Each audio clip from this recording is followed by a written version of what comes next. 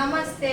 ఈరోజు తెలుగు భాషా దినోత్సవ పండుగ రోజు గిడుగు వెంకట రామ్మూర్తి గారి జన్మదినం అయినటువంటి 29వ తారీఖు ఆగస్టు నెల. ఈ రోజు మనము తెలుగు భాష దినోత్సవం జరుపుకుంటున్నాం. మన తెలుగు భాష గురించి చెప్పుకోవాలంటే ఫస్ట్ మనం గిడుగు వెంకట రామ్మూర్తి గురించి చెప్పుకోవాల్సి వస్తుంది. మనది గ్రాంధిక భాషలో ఉన్నటువంటి తెలుగు భాష మాట్లాడేది అందరూ తెలుగు మాట్లాడే వాళ్ళే, కానీ గ్రాంధిక భాషలో లిపి అనేది ఉండేది. దాంతో ఏమైపోయేదంటే మనం చదివేది ఒకటైతుంది, మాట్లాడేది ఒకటైతుంది. అంటే పేదవాళ్ళు, చదువు రాని వాళ్ళు అక్షరాలు గుర్తుపట్టి చదవడానికి అనుకూలం ఉండేది కాదు. అంటే తెలుగు మాట్లాడతారు కానీ గ్రాంధికం రాదు కదా.